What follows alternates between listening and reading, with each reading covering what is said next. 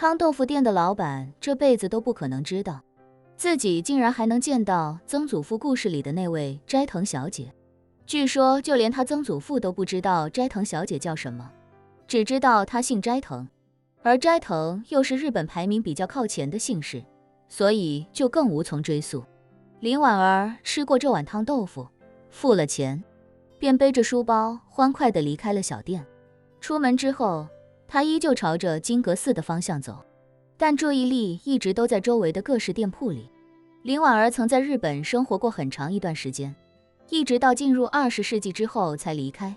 在京都的那段时间，她是京都乐善好施的斋藤小姐。那个时候的日本刚刚经历明治维新，从一个农业国家变成了一个工业国家。军国主义虽然已经萌芽，但还没有遍及全国。那时候的京都，大多数老百姓过得都很清贫，许多店铺和小店主都受过林婉儿或多或少的恩惠。而让林婉儿惊叹的是，许多店铺至今依然开着，200年历史的寿司店，300年历史的天妇罗，还有几家19世纪就存在的洋装店和服店。这里之所以能有这么多几百年历史的品牌，跟这个国家几乎没被外敌侵略和殖民有很大关系。即便是他们在2战时期祸乱了整个东亚和南亚，但最终自己大部分的国土也都免于战火的摧残，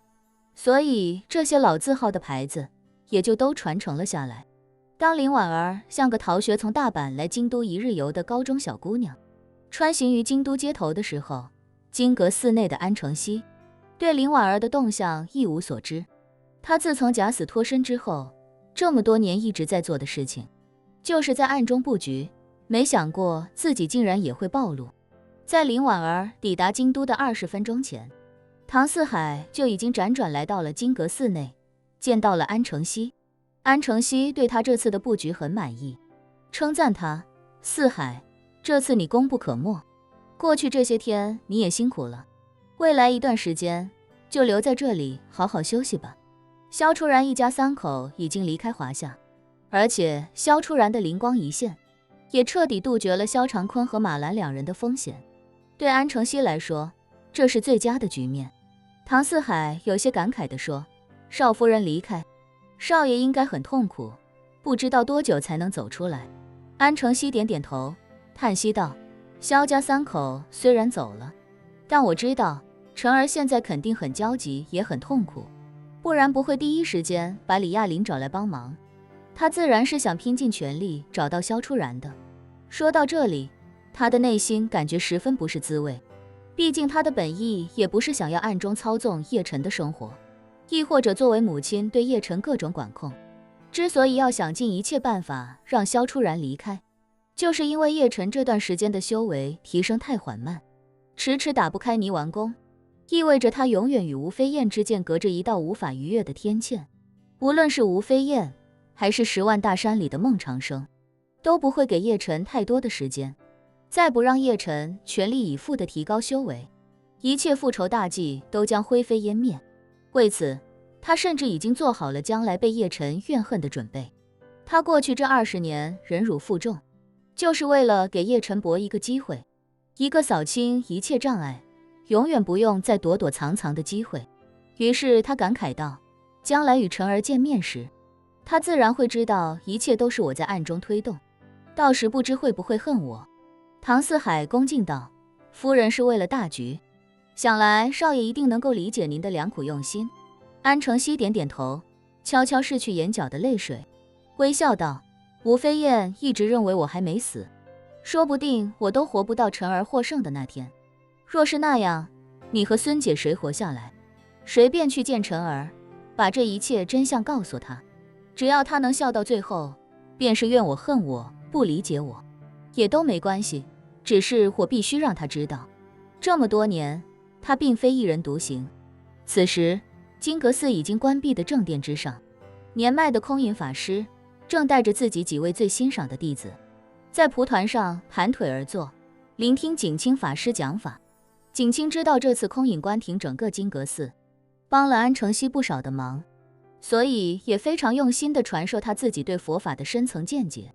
2人倒是像一对忘年交，每天都谈论得不亦乐乎。而且不只是空隐从景清这里收到了更为深层次的启发，景清也通过空隐的赤诚之心，进一步亲近了自己的灵台，可谓是互有收获。空隐那些弟子们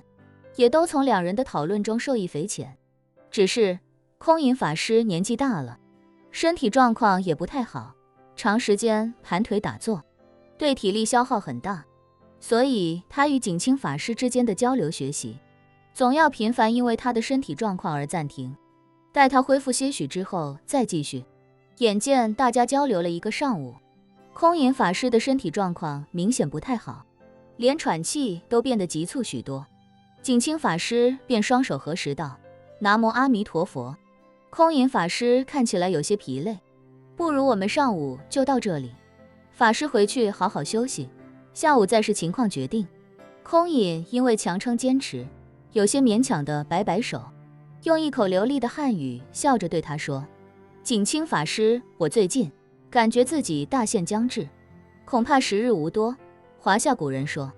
朝闻道而夕可死矣。景清法师对佛法的理解，乃是我100年不曾遇到过的最深刻者，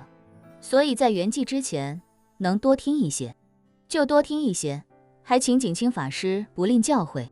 景清不禁感叹，空隐法师能将生死看得如此之淡，属实让人心生赞叹。既然如此，那我们就继续。林婉儿来到金阁寺门口的时候，寺门外已经立起了谢绝进入的牌子，牌子下面也写明了谢绝进入的具体原因，还是那套翻修的说辞，具体什么时候翻修结束，目前还在待定之中。门口处有多名僧侣把守，所有靠近的游客都会被他们耐心劝返。当年轻的林婉儿走到近前的时候，一名僧人习惯性地上前说道：阿弥陀佛，这位施主请不要再近前了，金阁寺目前尚在封闭翻修中，暂时不对外开放。林婉儿甜甜笑道：您好，我想见空隐法师。僧人摇头道：空隐法师已经很多年不见香客了，还请回吧。空隐法师是整个日本最有名的和尚，也是日本佛学领域的扛鼎之人，很多笃信佛教的日本人都希望能有机会见到空隐本人，甚至金阁寺门口每天都能遇到好几个，他也早就见怪不怪了。林婉儿知道那个藏身在此的神秘人一定格外谨慎，这周遭说不定就有对方布下的暗线正在悄悄监视，于是他没有露出丝毫气场，而是微笑着说：实不相瞒，我祖上与空隐法师有亲戚关系，这次来也是奉家中长辈之命，来见空隐法师，辛苦师父帮忙给空隐法师传个话，就说正平小姐来了，她自会明白。